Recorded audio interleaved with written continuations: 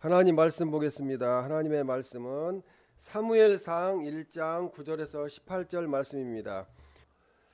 그들이 실로에서 먹고 마신 후에 한나가 일어나니 그때에 제사장 엘리는 여호와의 전 문설주 곁 의자에 앉아 있었더라.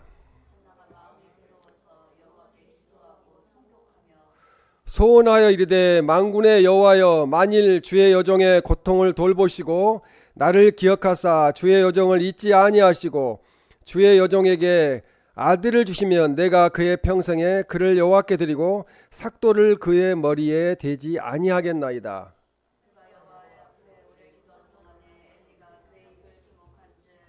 한나가 속으로 말하매 입술만 움직이고 음성은 들리지 아니하므로 엘리는 그가 취한 줄로 생각한지라.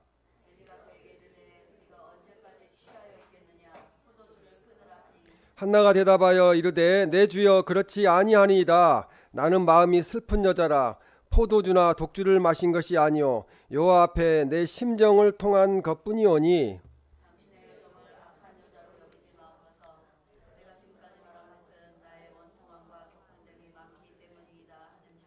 엘리가 대답하여 이르되 평안히 가라. 이스라엘의 하나님이 내가 기도하여 구한 것을 허락하시기를 원하노라 하니 이르되 당신의 여종이 당신께 은혜 입기를 원하나이다 하고 가서 먹고 얼굴에는 다시는 근심빛이 없어라.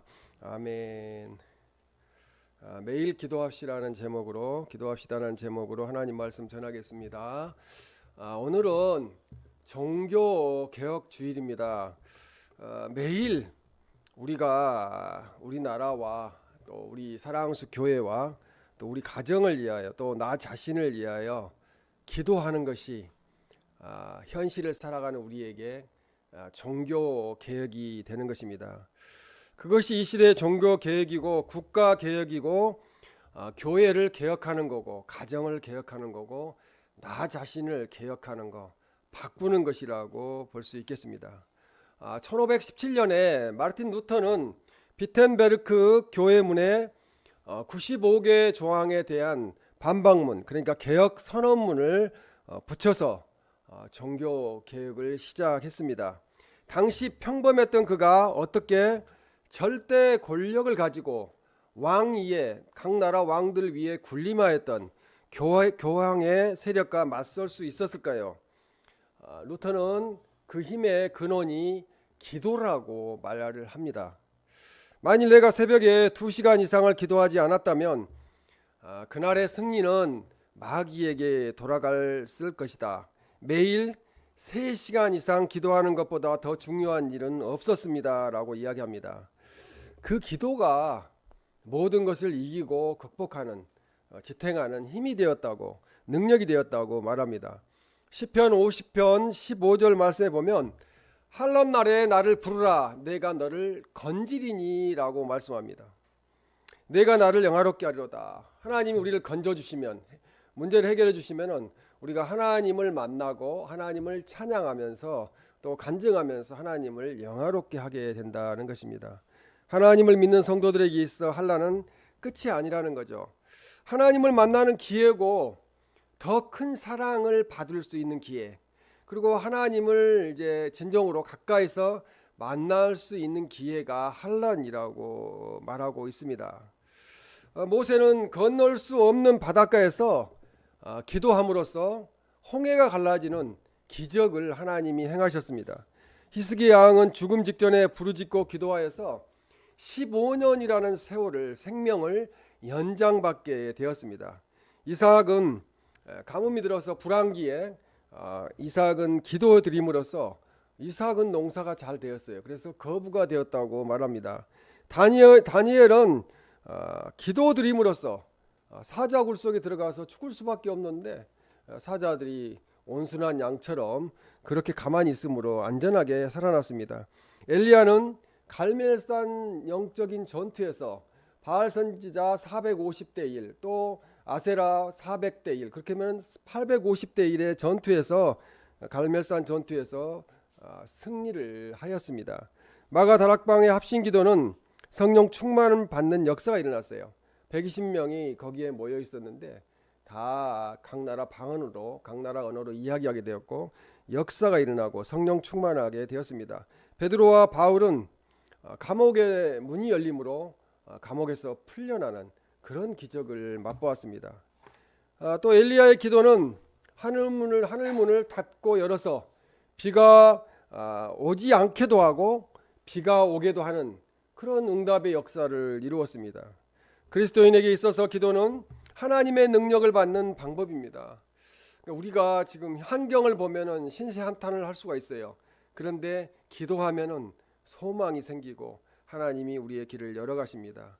그러므로 구원받는 성도의 능력은 기도에 있다는 것을 믿으시기를 바랍니다. 한나는 기도하는 여인, 기도하는 어머니였습니다. 한나가 기도드린 후에 하나님께서 응답하신 결과를 우리는 오늘 본문 말씀에서 만나게 됩니다. 우리들도 매일 기도드림으로 하나님께서 국가를 개혁하고 교회를 개혁하고 가정을 개혁하고 개인을 개혁하는 그런 일을 성취해 주시기를 주님의 이름으로 축원합니다. 첫째로 한나는 가정의 고통 때문에 기도했다는 거죠. 가정의 고통 때문에. 그래서 한나는 그 고통 중에 가장 큰 고통이 뭐였냐면은 잉태하지 못했다는 것입니다. 그런데 아이를 낳은 분인나가 그녀를 격분하게 하여서 괴롭혔다는 거죠. 이 분인나는 그 여자 부인이 2명인 상황이었기 때문에 그렇습니다. 사무엘상 1장 6절에 보면 그의 적수인 분인나가 그를 심히 격분하게 하여 괴롭게 하더라. 그냥 격분하게 한 게 아니라 심히 괴롭게 했다는 거죠. 이 격분하게 한다는 것은 괴롭히다는 거예요. 약을 올리다는 거예요. 그리고 슬프게 하다, 또 충동하다, 그리고 화나게 하다는 뜻을 가지고 있어요. 또 괴롭게 하더라는 것은 세게 흔들다는 거예요. 세게 흔들어 가지고 막 마음이 평안치 못하게 만드는 거죠. 괴롭히는 것이. 그리고 자극하여서 자꾸 놀려서 분노케 하는 것을 괴롭게 한다고 말합니다. 따라서 이 말은 분인나가 무자한 아들이 없고 자식이 없는 한나를 하나님으로부터 버림받은 여자로 보고 온갖 방법으로 그녀를 괴롭혔다는 거예요. 그러므로 한나는 심히 고통스러웠습니다. 심히 격분했다고 그러는데 그래서 가정이 늘 평안치 못했습니다. 그러나 이 고통 때문에 하나님께 나아가게 됐어요. 진짜 고통스러워야 교회를 나오고 진짜 고통스러워야 기도에 올라가게 되거든요. 그렇게 되었습니다. 자식이 속을 썩힐 때, 또 남편과 아내가 속을 썩힐 때, 또 질병 때문에 고통받을 때, 또 슬픈 이별을 하게 될 때, 또 인생의 허물을 느끼는 사람이나 뜻하지 않는 사고나 사업의 실패가 있을 때 우리는 기도하게 더 부르짖어 통곡하며 기도하게 됩니다. 그때가 오히려 주님께 돌아오게 하고 기도하게 하므로 더욱 영원한 미래의 천국까지도 바라보게 됩니다. 소망을 갖게 되는 거죠. 이 땅에 사는 거 내 마음대로 안 되는구나. 내가 천국을 바라보아야 되겠다. 이렇게 해서 살다 보면은 욥이 갑절의 축복을 받았던 것처럼 영적으로도 회복이 되고 또 이렇게 물질적으로도 회복되는 역사가 일어나게 됩니다. 그러므로 시편 119편 67절에 이렇게 말씀합니다. 고난 당하기 전에는 내가 그릇 행하였더니 이제는 주의 말씀을 지키나이다. 그렇게 말씀합니다. 어떤 일이 일어나기 전에는 그냥 하나님 말씀대로 안 살고 산다 하면서도 그냥 괜찮겠지, 이 정도 하나님 봐주시겠지, 이렇게 살아간다는 거죠. 근데 딱 얻어맞고 나면은 그 이후로는 하나님의 말씀을 지키려고 노력하는 거죠. 하나님 말씀대로 안 살면 무섭더라, 하나님이 이렇게 심판하시더라, 이런 깨닫기 때문에 그렇습니다. 시편 119편 71절에도 이로 말미암아 내가 주의 율례들을 배우게 되었나이다. 고난 당하는 것 때문에 하나님 말씀대로 살아야 되겠다는 것을 깨닫게 된다는 말씀입니다. 고난을 당할 때 낙심하지 말고 회개하면서 우리는 꾸준히 기도하시기를 바랍니다. 둘째로 한나는 마음속에 품고 있는 고통을 통곡하며 기도했습니다. 오늘 한나는 통곡하고 기도했는데 사무엘상 1장 10절에 기도하고 통곡하며 라고 말씀합니다. 통곡할 정도면은 대단히 슬픈 거죠. 흐느껴 울며 통곡하다는 것은 애원했다는 거죠. 하나님 해결해 주세요. 진정 한나는 마음속 깊은 곳에서 솟구쳐 오르는 모든 인간적인 슬픔을 가지게 되었다는 거죠. 또 고통을 느끼게 되었다는 거죠. 그 고통과 슬픔을 숨김없이 하나님 앞에 내려놓고 애절한 심정으로 기도했습니다. 시편 6편 8절에서 9절 말씀에 보면 여호와께서 내 울음소리를 들으셨도다. 9절에 여호와께서 내 간구를 들으셨으며 여호와께서 내 기도를 받으시리로다. 그러니까 애통하며 기도하는 자의 기도를 하나님이 응답하신다는 거죠. 우리 자녀들이 울면서 호소를 하면 어떻게 돼요? 부모의 마음이 녹아내리죠. 어떻게 해줘야 되나. 그렇게 하듯이 하나님은 하물며 더 하시죠. 그렇게 응답을 하십니다. 그리고 한나는 서오나의 아들을 하나님께 바치겠다고까지 기도를 했어요. 내가 자녀를 주시면 하나님께 바치겠습니다. 사무엘상 1장 11절에 보면 서원하여 이르되 주의 여종에게 아들을 주시면 내가 그의 평생에 그를 여호와께 드리고 라고 말씀합니다. 한나의 기도는 오직 주님의 영광을 위해서 드려졌습니다. 그래서 그의 평생에 그를 여호와께 드리겠다고. 한나는 아들을 낳을 경우 그를 일평생 동안 하나님의 일을 하는 하나님의 종으로, 하나님의 성전 성소의 봉사자로서, 나실인은 하나님의 종으로 구별된 사람을 나실인이라고 그래요. 나실인으로서 드리겠다고 자녀는 태어나지도 않았는데 서원을 했습니다. 이 사무엘상 1장 11절에 보면 삭도를 그의 머리에 대지 아니하겠나이다. 하나님의 종으로 구별 선택된 나실인이 머리를 깎지 않는다는 거예요. 머리를 깎지 않고 머리를 긴다는 거죠. 이 머리를 기르는 이유는 이 자기 생명의 근원을 인식하고 아울러 자기 위에 계신 하나님의 주권을 인정한다는 거예요. 하나님께 주신 것을 내가 잘라내지 않겠다는 거죠. 계속 기르는 거죠. 그렇게 해서 나실인이 구별되어서 하나님 앞에 드려졌습니다. 하나님의 영광을 위해서 절대 복종하겠다. 머리를 밀지 않는 거, 절대적으로 복종하겠다고 의지를 나타내는 것입니다. 그리고 한나는 포기하지 않고 오랫동안 기도했다는 거죠. 우리는 대부분 이렇게 기도하다가 안 되면은 그냥 그 기도 포기하죠. 또 응답 받으면 이제 안 하게 되죠. 응답 받았으니까요.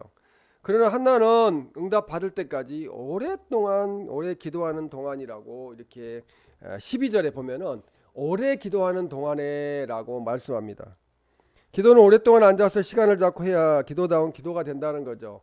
응답 받을 때까지. 위대한 신앙의 인물들은 다 오랫동안이라는 게 하루에 오랫동안 이야기하는 거 아니에요. 매일 이렇게 계속 이어서 연속적으로 물론 하루에도 이렇게 오랫동안 하면 좋지만 핵심적인 부분을 기도해야 합니다. 또 하나는 마음속에 품고 있는 고통을 통곡하면서 기도했다고 말씀합니다. 오늘 15절 여호와 앞에 내 심정을 통한 것뿐이오니라고 말씀합니다. 이 마음속에 품고 있는 고통을 통곡하며 이야기하는 것을 심정을 통했다 이렇게 말씀합니다. 그래서 시편 62편 8절에 보면 마음을 토하라 라고 말씀하셨어요. 그의 앞에 마음을 토하라. 하나님 우리의 피난처시로다. 그러니까 우리가 제약을 품고 기도하면 응답이 안 돼요. 아무리 해도 응답이 안 돼. 시간만 버릴 뿐이에요. 그러니까 죄를 내려놓고 하나님 앞에 회개하고 돌이키고, 그게 개혁이죠. 바꾸는 것이 개혁이니까요. 고칠 게 짜니까 그렇게 함으로 해야 된다는 것입니다. 마음을 토해서. 그리고 응답을 확신하는 기도를 했습니다. 서원할 정도면은 확실히 응답하실 거라고 믿었기 때문에 서원까지 한 거예요. 사무엘상 1장 17절에 엘리가 대답하여 이르되 평안히 가라. 이스라엘의 하나님이 내가 기도하여 구한 것을 허락하시기를 원하노라. 그러니까 이 목회자의 또 제사장의 축복이 대단히 중요한 거예요. 평안히 가라 그러잖아요. 그냥 믿고 평안히 가라. 하나님이 내가 기도하여 구한 것을 응답하시기를 원한다는 거죠. 허락하시기를 원한다는 거죠. 그대로 되었습니다. 엘리 제사장의 그 이야기를 확신하고 이제 이 한나는 1장 18절에 보면 이렇게 나옵니다. 가서 먹고 얼굴에 다시는 근심빛이 없더라. 가서 먹고 얼굴에 다시는 근심빛이 없었던 상태는 응답 받아갖고 임신한 상태가 아니에요. 근데 기도 드렸으니까 하나님이 응답하실 거라고 믿고 가서 이렇게 했다는 거예요. 먹기도 하고 근심빛을 드러내지 않았다는 거죠. 그리고 이 평화가 넘쳐났다는 것입니다. 마가복음 11장 24절에 보면 무엇이든지 기도하고 구하는 것은 받은 줄로 믿으라. 그래야면 너희에게 그대로 되리라. 이렇게 말씀합니다. 기도 오늘 했으면은, 그러니까 입으로 우리가 자꾸 이야기해서 문제가 되는데요. 하나님이 안 주시는가 보다고 이렇게 이야기하지 말고 믿음으로 믿으라는 거죠. 그리고 셋째로 기도에 응답받고 사무엘을 하나님의 종으로 드렸습니다. 소원 기도를 하면은 그 소원 기도한 걸 그대로 순종해야 돼요. 응답 받았는데 이제 응답 받았으니까 뭐 그렇게 해서는 안 된다는 거죠. 그 입다가 자기 전쟁에서 승리하고 돌아오고 가장 먼저 맞이하는 사람을 하나님 앞에 드리겠다 그랬잖아요. 근데 그 자기 딸이었잖아요. 그래서 성경 읽다가 저는 그렇게 인신제사거든요. 그건 성경적이지도 않는 건데 입으로 약속을 했지만 그냥 안 드렸으면 좋지 않았을까. 그 자기 딸 무남동료 결혼도 안 한 딸을 그냥 2개월 동안 시간을 주고 가서 친구들하고 이렇게 슬피 울면서 죽을 준비를 하는 그런 걸 볼 때 마음이 아프다는 생각을 합니다. 그러나 하나님 앞에 서원을 하면은 서원하는 것을 갚아야 된다는 거죠. 근데 진짜 위급할 때는 서원 기도가 필요해요. 서원하면 하나님이 즉각적으로 응답하실 때가 많습니다. 사무엘상 1장 27절 28절에 보면 28절 말씀에 보면 그러므로 나도 그를 여호와께 드리되 그의 평생을 여호와께 드리나이다. 그냥 자식 주시면은 아들 주시면은 평생 동안 하나님 일하도록 바치겠다는 말입니다. 또 이 한나는 기도하여 낳은 아들을 사무엘상 1장 20절에 보면 사무엘이라 이름하였으니 이 사무엘이라는 이름의 뜻이 여호와께 그를 구하였다. 여호와께 그를 주시라고 기도하였다 하는 뜻이에요. 사무엘이라는 이름의 뜻이. 그래서 사무엘은 하나님 앞에서 놀라운 일을 행하게 되는데 사무엘상 1장 24절 25절 말씀에 보면은 젖을 뗀 후에 그를 데리고 올라갈세. 젖을 뗐다는 것은 뭐 1살 정도, 예전 같으면은 뭐 좀 늦게 젖을 뗐으니까 한 2살 정도 먹지 않았을까요? 그렇게 어린 자녀를 데리고 성전에 올라갔다는 것입니다. 하나님 일꾼으로 드리기 위해서 하나님의 집으로 갔는데 장성한 자식을 누구한테 보내는 것도 마음이 좀 짠하고 그렇잖아요. 그런데 어린 사무엘을 자기의 품에서 떼어서 하나님의 성전에 두고 엘리 제사장 밑에 두고 돌아갔을 때 그 마음이 얼마나 힘들었을까 하는 생각을 해보았습니다. 그러나 하나님께 소원한 일이기 때문에 이 일을 실행했다는 것입니다. 한나는 어려울 때 기도했고 이제 심정을 통하는 간절한 그녀의 기도는 놀랍게 응답되었다는 거죠. 우리가 지금 기도 응답 받지 못하고 있는 것 중에 우리가 진짜 울며 통곡하며 마음을 다하여서 기도했는가를 한번 뒤돌아봐야 될 줄로 믿습니다. 그래서 우리가 사무엘이 이제 하나님 앞에 서원했던 대로 이제 하나님의 전에 드려졌다고 그랬는데 그 이후에 역사가 일어납니다. 사무엘상 2장 21절에 보면 그로 하여금 임신하여 세 아들과 두 딸을 낳게 하셨고 아이 사무엘은 여호와 앞에서 자라니라 이렇게 말씀합니다. 아들 하나밖에 없는데 하나님한테 갖다 바쳐버리면은 집에 아들이 없잖아요, 그렇죠? 근데 세 아들을 두 딸을 낳게 하셨으니까 아들들이 또 있었고 두 딸도 있었다는 것입니다. 하나님이 기도한 거 외에 더 많은 복을 주셨다는 말씀입니다. 사무엘은 이스라엘의 선지자가 되었고 훌륭한 제사장이 되었습니다. 우리가 세상을 살다가 우리가 어려울 때 하나님께서 기도하라는 신호를 주시는 걸로 알아야 돼요.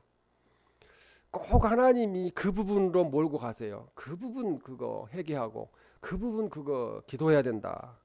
믿는 자에게 주시는 고통은 단순한 고통이 아니라 한란은 부르짖게 하는, 그래야 하나님의 응답과 큰 축복을 받을 수 있는 기회라는 것을 우리는 믿으시기를 바랍니다. 세상에 살기가 힘들잖아요. 고달프잖아요. 그렇기 때문에 우리는 매일 기도해야 합니다. 마음에 여러 가지 바라는 소원이 있으면은 매일 기도합시다. 마태복음 7장 7절에 보면은 구하라 그리하면 너에게 주실 것이요 찾으라 그리하면 찾아낼 것이요 문을 두드리라 그리하면 너에게 열릴 것이니 8절에 구하는 이마다 받을 것이요 찾는 이는 찾아낼 것이요 두드리는 이에게는 열릴 것이니라고 말씀합니다.